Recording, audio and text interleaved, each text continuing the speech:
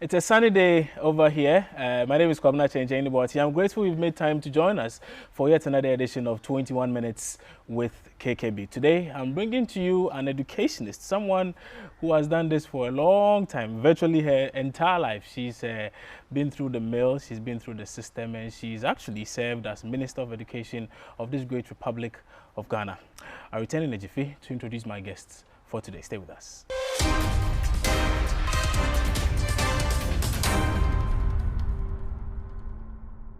Many thanks for staying with us here on 21 Minutes with KKB. Professor Naana Opoku-Agyemang. I'm sure a lot of you, that name rings a lot of bells when you do hear that very name.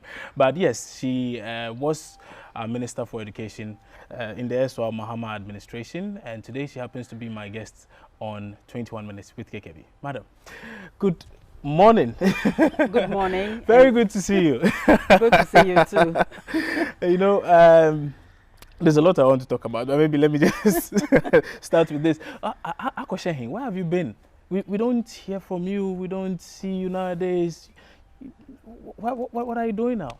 I'm doing so many things. Okay. One of them, I'm chairing the Forum for African Women Educationalists. Okay. We are headquartered in Nairobi. We focus on the education of girls and women in Africa. Okay. We operate in 33 African countries, and I am the Africa Board Chair. Okay. For that. It's a Pan-African NGO. Oh, okay. Apart from that, I'm also doing a lot of writing. I haven't had a lot of time to do the kind of writing I want to do because after my term as Vice Chancellor, I moved into the ministry, and both positions were, let me say, time-consuming. Yes, that's what they were. I'm also working for the University of Cape Coast. Where else should I go back to? Helping with many things in the faculty and in the university. And so all these keep me quite busy. The very first female Vice Chancellor of the University of Cape Coast, I'm sure, say, of course, it's a very big achievement. But I was going through some of your things as well. And I have 2 pages of achievements and laurels here and there.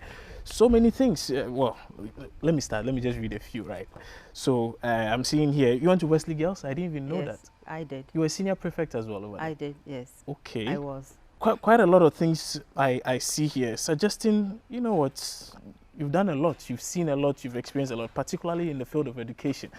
But some time back, we had a minister come out to say, well, you didn't know what you were doing at the education ministry. I'm sure you heard that. Oh, yes, I heard that. So is that the case? You didn't know what you were doing there? Well, according to him, and he's entitled to his opinion. But what came to mind when you heard, well, a medical practitioner who had been put in the education ministry, when you heard him say that the educationists didn't know what she was doing there? Well, what I expected was that as somebody who had taken over from me, would have opportunity to work together. But if that wasn't the case, it didn't really bother me. He cites a number of things that probably went wrong, but since you are here, you were the education minister at the time. Take us through what it is that was done during your era. I'm sure a lot of things did come up about, of course, the e-block, the 3-year, 4-year system, and quite a lot. But I would leave you to take us through what really happened during your tenure as education minister. All right. I came to the ministry convinced that education has many levels. It also has many types. To propose an image, I'll propose the image of a chain. Okay. And we know that a chain is as strong as its weakest link. Mm-hmm. Therefore, in the past, and not only in this country, but elsewhere too, if you even look at the MDGs, you'll see that MDG on education was focusing on primary education. And I remember ending up as a member of the executive board of UNESCO and posing this question, that the MDG started in 2000. They were supposed to end 2015.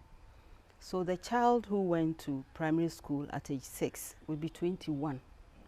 So that told me that no, by focusing on primary school, we're losing so many things, because a child wasn't going to stay in primary school for 15 years, and nobody or no nation used only primary school graduates to build the nation. And therefore, even as you concentrated on primary schools, you mustn't lose sight of the other sectors. Actually, your attention should go to all of them at once, Okay. because they are all linked. So that was the thinking with which I entered the ministry. So we paid attention to preschool, we paid attention to primary school, and at the primary school level, the focus was on the public schools that were not doing so well. The ones that we have the temerity to call Side 2. They are our own children, they are our own people. And the belief for me is that every child is capable and every child deserves a chance. So if we know, if you go to a school and you see that even the infrastructure is off-putting, they are learning in the sun or in the rain or, you know, at the mercy of the weather, you know, they don't have teachers or they don't have qualified teachers, they don't have books, then clearly you know that the results will not be good. So you make notes of all these and you fix them. You continue to the GHS to see what is going on there, to the SHS. And then after the SHS, we know that they branch into many areas. Some go to vocational schools, some go to technical schools, some continue, let me, for lack of better expression, say the mainstream. After this level, some stop, some go into the workplace. How do they enter the workplace? How do they acquire their skills? And those who continue, what is going on at the entire spectrum of education that we have in this country. So I thought that our approach should be holistic. We should be looking at everything, both horizontally and vertically. And that is what we try to do at the ministry. It's critical you make mention of schools and the trees particularly. I mean, how a lot of students had to, of course, upon your assumption of office, you realize a lot of these students were studying in very uncomfortable conditions. And so there was an opportunity to put up structures that were good enough to house these students. Now, one of the issues that has come up, particularly some of the things the critics have said, is that, well, you use that as an opportunity, or the NDC government used that as an opportunity to inflate costs and build very huge, gargantuan and humongous structures that have been put in villages and are not even being put to use. Well, and that it was a complete waste of the taxpayers' money. Let me start with the senior secondary school, the E-blocks, Yes, because I've heard that comment. And it's interesting to note that we did the E-blocks from two sources, from Government of Ghana sources and from World Bank sources. Okay. We did everything with the World Bank. And in fact, finally, you will even find, if you get the figures, that in some cases, even our costs were lower than World Bank costs. So because we were working with the World Bank, and they were also interested in the loan they were giving us and the uses to which we were putting them, talking about inflation affects them too. And I'm not sure if that is what exactly happened. We did the costing with them. In fact, at some point, they even sent us an expert from DC to come and help our quantity surveyors. So we all agreed on the cost. There will be variations because sometimes it depends on the distance. It also depends on the state of the land. If somebody has to, I don't know, build a road, if somebody has to fill some land to make it even, whatever it is. But all of these were studied and the margins were determined. So I'm not sure about it being inflicted and in villages where there's no use. And let me explain that. Okay. We have a youthful population. So every year we have more people than the year before. And education also helps with democracy, it helps with social equity. If you cite all the schools in the cities, you inconvenience those in the rural areas. But with a school, let's say a school with a capacity of about 1,500 people being sent to a community of 200 people. No, I'm not sure of that. Please give me an example. I may not be able to give you specifics, but recently we spoke to another educationist, Professor Stephen Ade, and he raised a very key issue as far as this is concerned. And, well, he went as far as suggesting that most of the buildings that had been put in these rural areas were useless. They were a complete waste of resources. Well, I will not agree because we did a lot of homework before the sites were chosen. According to the to the to the act that established the district assemblies, each district must have a secondary school. And I think the districts are set up, it's not the ministry that does it, I'm not trying to pass the buck, but the districts are done with population in mind. And if that is so, then I'm not aware of a district with 200 people. So, when we started, we prioritized the districts. New districts were created by both governments. We prioritized the districts that had no secondary schools. And in choosing where the schools should be sited, it wasn't the priority of the ministry as such. Okay. We could only make suggestions because the ministry didn't have land. So we had to work with the district or municipal assemblies or whatever the case might be. They'll go to the chiefs who own the land, and they will tell us that in terms of the space you want, this is where the land would be. We also looked at the distribution of junior high schools in the area. Okay, and all of these went into the siting of the schools. All right, so I think that it was a concerted effort, the chiefs, the assembly, the schools.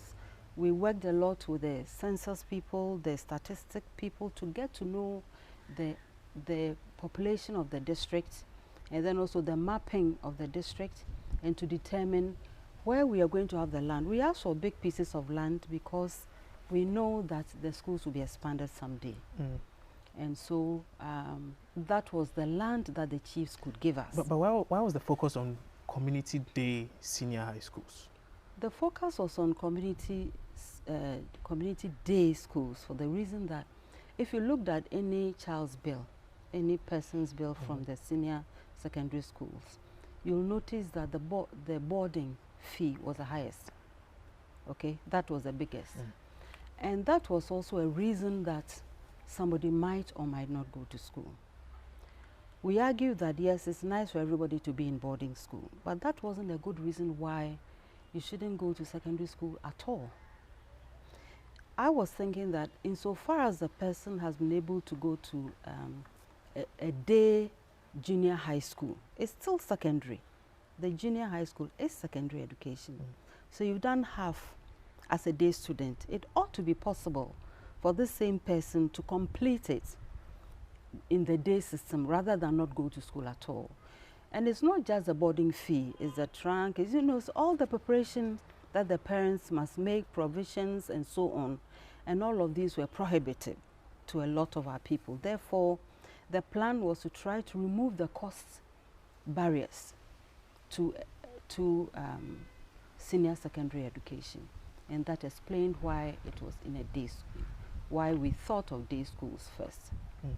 Yes. So the plan was, for instance, that after these day schools have been put up, we are going to get some more money to put up a few more structures, which may necessarily have boarding facilities and the like. Perhaps that was the thinking. Actually, at the time, the boarding wasn't a priority for us. What was prioritized was that the day school should have all the ancillary facilities it needed for quality education to occur.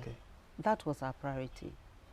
So as I said at the beginning, we built from two sources, the Government of Ghana sources and the World Bank sources. So what we did was to spread the World Bank sources across the country to serve as models.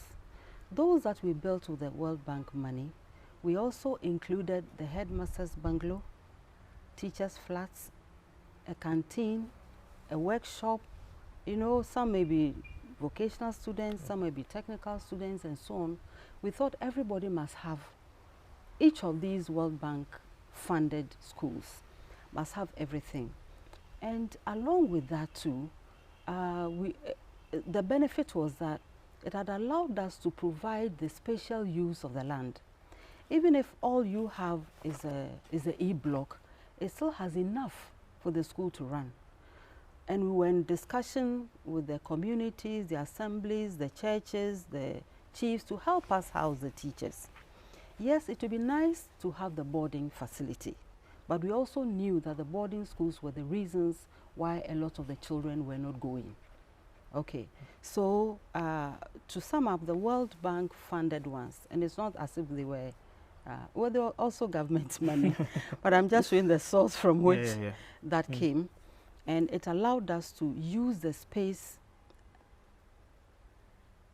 to set an example of how the others could be developed. So for you, those schools are not useless? I don't see how any investment in education can be useless. I think investment in education is good. From the time of Kwame Nkrumah, it used to be about 40% of our budget.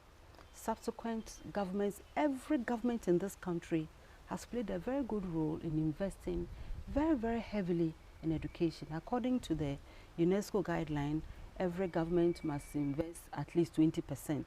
I'm not sure if we've ever hit that low. We've always gone even about 30%. And for a very good reason. You see, you are investing in the future of your own population. You can't be stingy about it. Definitely you don't have infinite amounts of money, but to think that a country like Ghana can put that amount into education is very, very laudable. But you'll also notice when you look at the 40% and you convert it back into 100%, then you ask yourself, where does the money go? You realize that yes, a lot is going into payment of salaries. Of course, you should pay teachers. So you don't have enough going into infrastructural development. You don't have enough into equipment supply. You don't have enough into teacher development. That's very important. And you may not have enough into even innovative ways of teaching the same subjects. All these cost money. So if that is the case, you ask yourself, so what do we do? How do you ensure that the quality measures are met? Okay, so investment in education, I will never call it useless. You never call it useless. Yeah. Okay, there was also an issue about during your time, 3-year system, 4-year system. It was a 3-year system. We moved to a 4-year system, and then we had to bring it back to a 3-year system. And well, now we are being told of some other systems, but of course we'll talk about those ones later. Okay. I mean, is it not that you politicians, or you're technically not a politician, but you play the role of a politician at one point in time, but you're just toying with the futures of our children? You see, I'll ask the question, when was the JHS system introduced? And for how long did we run the 3-year system? And what has occasioned the 4-year system? For some of us, we like to look at data, we like to look at performance, we like to look at research outputs so that we can make decisions that may not necessarily be accepted by all, but at least we'll come to understand why we made that decision. So if there's a report that says that, oh, now we are getting, I don't know, bad products, and that the extra time, among which options will fix that problem, you know. But when I moved to the ministry, of course, we had the 3-year system. And my focus was that, yeah, duration is very important, okay? So I will not downplay that. But time use is even more so. In 2013, we had 27% absenteeism among teachers. It was a study done by UNICEF. And I remember reading that report and panicking, because I'm coming from the university and I couldn't imagine 27% of my faculty not showing up at all. What will the students do? What kind of report, what kind of performance are we going to get? So you look at that and you tell yourself, and you also look at the results. Yeah, they are not so good, but they can get better. So I asked myself, okay, if these are the results we are getting with this percentage, then imagine if the absenteeism went down, you see?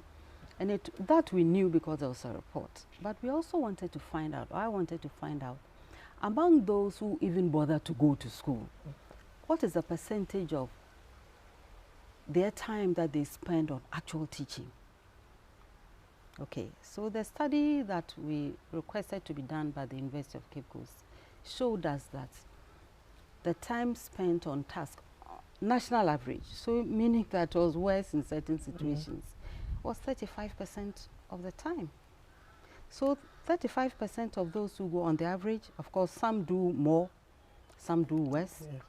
27% absenteeism, then really it means that these children are super bright. It means that really if you can raise the time spent on task to 60 or 70 and reduce teacher absenteeism, and what else? The textbook ratio, for example, was 3 children to 1 book. We raised that to 4 books to 1 child. We reduced teacher absenteeism from 27 to 7. We were not able to measure the time spent on task at the time we were leaving, but we had operationalized the National Inspectorate Board, and that was one of their jobs to measure that for us.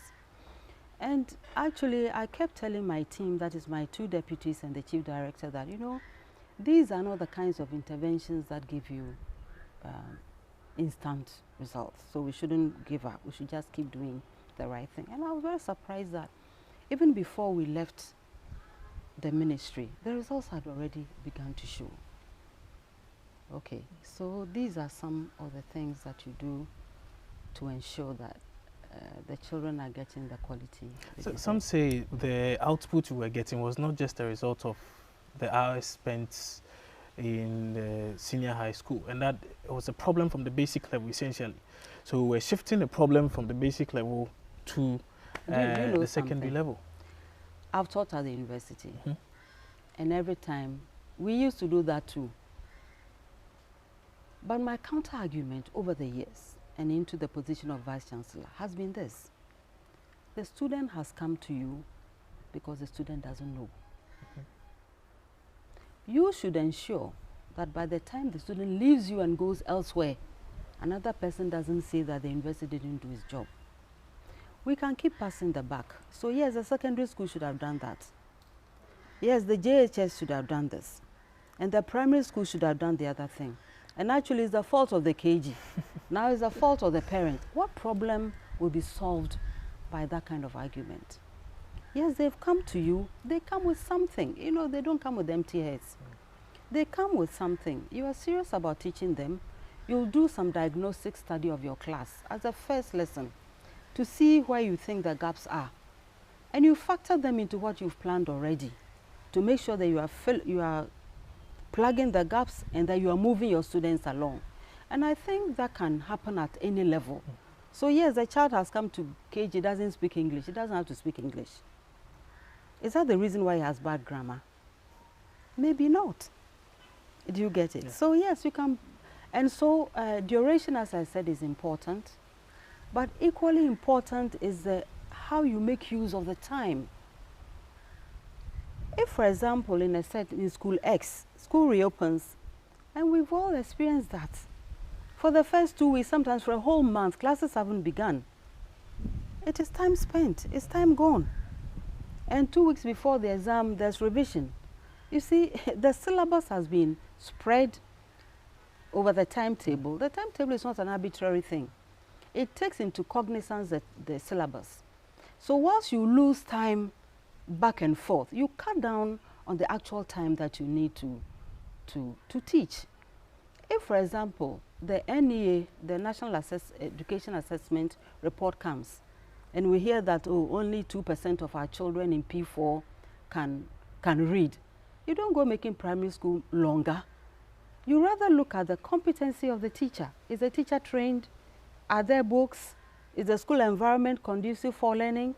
Does the headmaster understand his role? And so on and so forth. So you look at all these areas, put them together, and you don't look at only one thing called the duration. So that is what I'll say about that. And in terms of the secondary school, you see, in my day, I don't know about yours, the first degree was 3 years. It was 3 years. Do you know why it became 4 years? It became 4 years because 1 year was truncated from the senior secondary school. It used to be O-level 5 years, and then sixth form 2 years, 7 years. Yeah. Now we have 3 years JHS, 3 years SHS, 6 years. So only 1 year was missing. But that 1 year was added to the university program. And it was supposed to be like a buffer year. It was supposed to be like a remedial year. We were supposed to study the syllabus. We were supposed to determine the levels of the students and fill in whatever we thought was missing for the on the part of the students coming to the universities. So if you add 1 more year to the junior to the senior secondary school. A principal, so what are we supposed to do? Remove the 1 year from the university? But if you look at the, all the reforms in this country, from the Gagisbed right down to the last one that was done by Professor Naana, the running theme is duration, that our children spend too much time. So, you know, so then it looked like we're even contradicting our own selves. So what I'll say is that duration is important, but equally important is the training of the teacher. That is key. The competency of the teacher is very, very key. The availability of learning materials, whether it's equipment or books or space, they are all very important. The learning environment is very important. The relationship between students and teachers are very important. The relationships among students, they all aid in learning. So we need to look at all of these. And that was why you remember that apart from the Best Teacher Award, we introduced the Best School Award because we thought the environment has something to do with academic output. So these were the soft areas, the gray areas, the qualitative areas that also needed attention.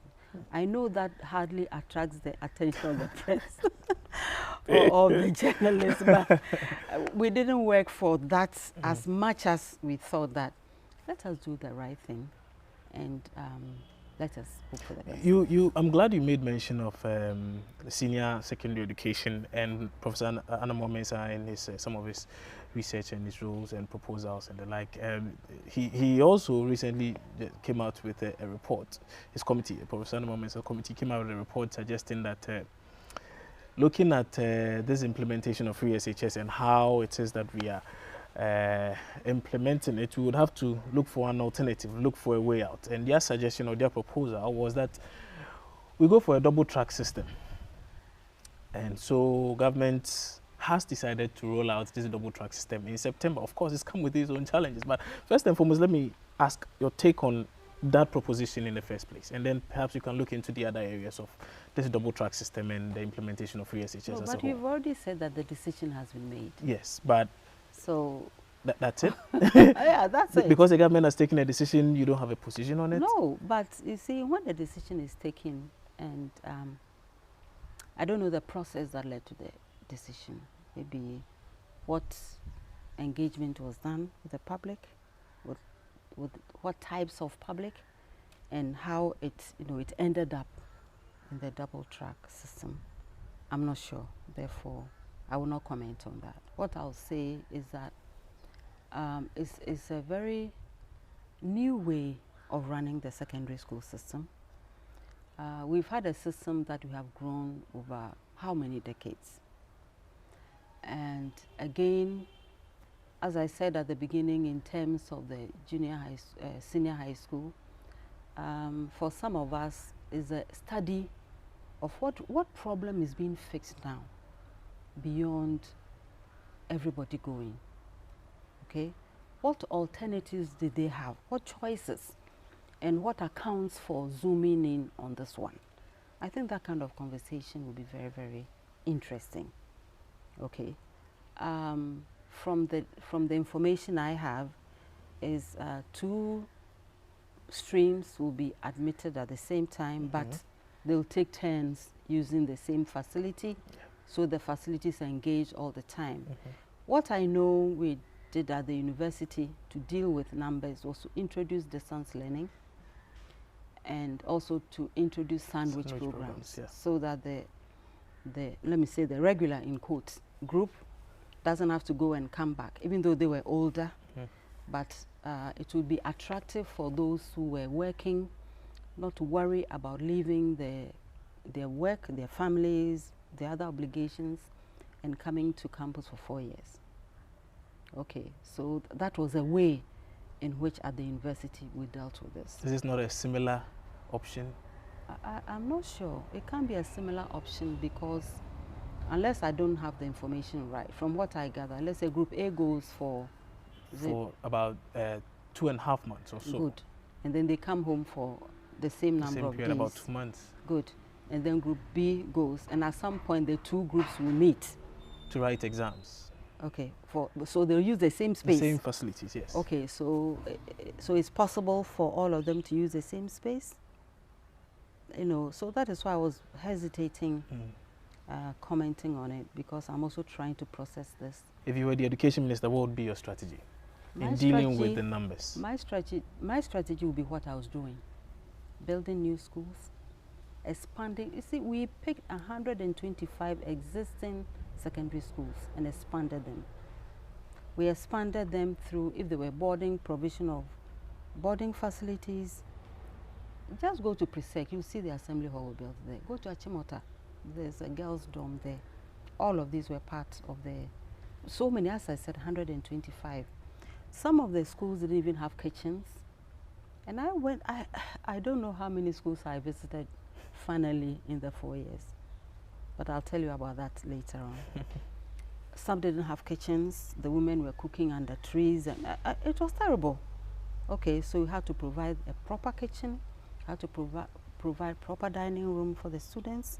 Some didn't have science labs, and science is compulsory. You don't need to wait for the results or even ask what's your performance history in science. You know, so all these had to be provided, and that's what I'll do and continue with the new ones. But if you have been confronted with the issue of free SHS, the introduction of free SHS, and yes, but then you see, as a minister, you also advise your president. So you think you think Napo failed to advise the president? I will not comment on his performance. Okay. What I'll say is that you also advise. Beyond advising, you also strategize, you discuss, and then you implement. Okay, so what we did was to implement the progressively free. So we did not begin by going nationwide. Okay, I was never given the impression that we had unlimited resources. Okay, so what we did was to target the interventions. Where is the need mostly felt? So where should the support go? How many of the children in the F-cube category are ending up in the secondary schools? What percentage do? What percentage don't? Why don't they? So where should your resources go? Do you get it? So these are some of the targeted interventions that we have. And if I'm living in this community and there's a secondary school, maybe not so close by, but you know, when I heard the comments about, oh, the schools are far away, I asked myself, if you remove that school, which would have been the next one? Maybe much farther away. Why wasn't that a bother to anyone? We didn't care about that. We should care at all times and be consistent. That's very important. So you think it's just about the politics that people have been criticizing John Dramani Mahama and his interventions in the educational sector over his tenure as president? I'm not sure. No, what were our crimes? I may want to know. What were our crimes in education? If we know them, some of us feel we can learn all the time. So criticism doesn't bother us. As aspiring scholars, that's the work we do. Okay, I'll bring back this issue. I didn't really want to dwell so much on it, but I'll bring it back. And the current minister, current education minister, your successor, suggests, among other things, you were, well, I mentioned earlier, a disgrace as a minister. That's what he says. And these are some of the things he cites in describing you as a disgrace. Are you a disgrace? As far as being a minister is concerned? Do you see your performance as that? You go on. But of course, he talks about a number of debts. For instance, you left feeding grants for colleges amounting to 36 million Ghana cedis, feeding grants for special schools 4.7 million cedis, SHS subsidy 24 million cedis, progressively free senior high school debt of 33 million cedis, capital grant 8 million cedis, get fund 3.7 billion cedis.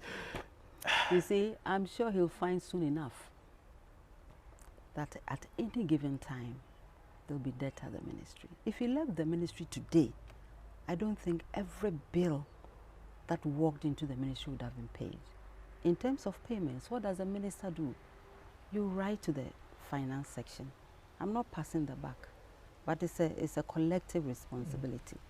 There's no point where I'm not even sure about, you know, I don't want to personalize this. But I would like to believe that whatever policy that comes, you put money to it, you do your budget, monies are released or they are not. And definitely there'll be unpaid bills at any given time. Do you think that was a fair comment by your successor? No, you know, I've tried to stay I know you from have this. tried to stay, but so because you know why, when this comment was made and it made a lot of headlines all over the place, I spoke to some people, some very influential people in society. They were telling me you were their lecturer. So I think one of them said you were his lecturer, and he was taken aback by what he heard. And he said a lot of things to suggest that it cannot be true, and it cannot be the case that you don't know. Listen, I've been in education for a bit. I've played my role in many capacities, whether as hall warden or head of department or dean or vice chancellor or minister. I'm not the one to grade myself, but I can only say that I do the best I can. The comment that, oh, I was a worst minister, a disgrace and so on. You know, worst is a comparative word. It would have been nice for me to get his report on the study he's done of all the ministers who've ever come to reach that conclusion. But I didn't want to go antagonizing. I didn't think that will add much value to education. You didn't think he deserved any attention? It's not about that. I didn't see the point. Because I thought that if there was something he didn't understand, he could have called me. And insofar as he didn't and decided to go public that way, I don't want to join. Was he confused or under pressure based on all the things that were happening with the implementation of USCGS? I cannot speak for him. I don't know whether he was. Because for such a thing to come out of the blue to just. Well, it's up to him. I wish him well, because you know education has to succeed, because our children must succeed. Two things happened when those comments were made. One was someone who had been in your shoes, Betty Moldidrisu. She came out to defend you and to suggest that no, those were very despicable things to have for Napo to have said about you. Soon after, we got a statement from Joyce Bawa Mokhtari, a statement from the office of the former president, John Dramani Mahama, also defending you and, well, going all out to attack the personality of this gentleman. How did you feel that you had so many people to stick their necks on the line for you to say, no, Listen, I got so many emails, so many phone calls. I was grateful to all of them, in the sense that maybe the current minister is not the only one who can make any statement about me. As I said, I worked in many capacities. I've worked at the at the institutional front, at the national front, at the international front, and a lot of my international colleagues were totally outraged. And I just told them, just take it easy. These things happen sometimes, you know. So I had so many people who really couldn't understand. Most of them asked, "Did you say anything? Did you provoke him? You're not the kind of person. What happened?" And I said, "Please ask him. I don't know what's going on." It's quite interesting though. You try as much as possible not to say anything to offend anybody. No, it's not about offense. I don't see the point. Maybe let me put it that way. What does that aid? How does that contribute to education? That two ministers of education are throwing insults at each other? I don't think that's helpful. You're saying you wish him well. Is that a sarcastic thing?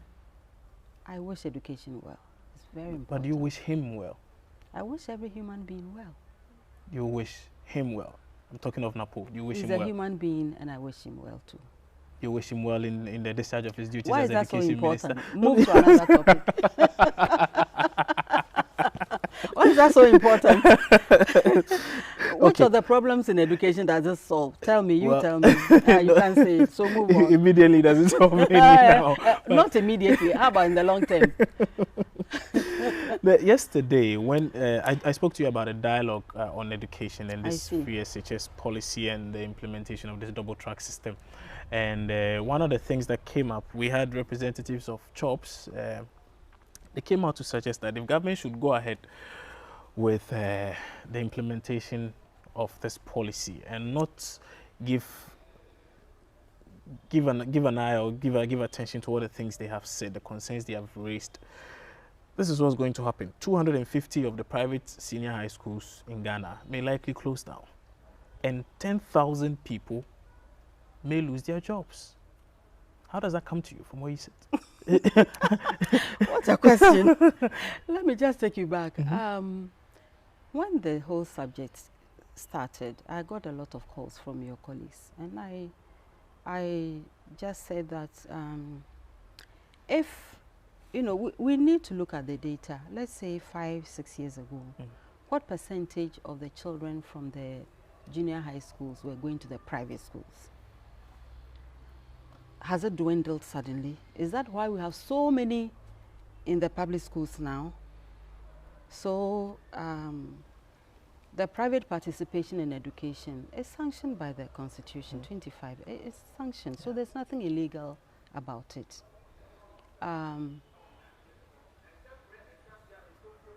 Some have invested heavily in both infrastructure, equipment, and these are all there. So I ask that any reason why we cannot use them, why should we pack them all into the public system if we feel that the numbers have gone up? And if from what I'm hearing, some of the private schools are even closing down or turning the facilities into something else. So what is preventing us from using their facilities so that we can ease the pressure on the public ones a bit? So if that is what the private people are also saying, it's up to the government to work with that suggestion. Prof, we are wrapping up, but I heard somewhere, I don't know how true it is or otherwise, about the possibility of you going for a higher office if the opportunity avails itself. I'm told, for instance, that some people are considering you as a running mate. You are telling me for the first time. You've never heard of it? No. Really? Nobody has approached you with any such offer? How many times do you want to prove the same question? You've never heard of any such thing? I've answered you. Wow. So you don't know someone wants to make you a vice president of the republic, if given the nod? I've answered you. Would you want to be vice president of the republic if given the chance? I don't know. You don't know if you would want to be? I don't know. You seem to know a lot about education. Is it an offer you are giving me? Oh, I'm not. I don't plan on becoming president. You know, but you see, it's because a lot of people talk about your diligence when it comes to your work, particularly. Of course, some say the politicians try to take advantage of that, and you know, of course, you do the diligence thing, and then the others will do whatever it is they have to do. But because people revere you, they may not necessarily, you know, throw certain things at you. Oh, I see. That's what I have heard from. Oh, okay. You hear a lot. Indeed, we are journalists, so we do a lot of fishing and digging. But so you're not considering any political office in the coming years? So I'm saying, for instance, the NDC is going for its elections in December to elect a flag bearer. The flag bearer will have to choose a running mate. And like I said, one of the names I had heard. You remind me of my classes in research methodology. Especially when I'm teaching interview skills. Okay. Say, listen, you pose a question, your respondent gives you a clear answer.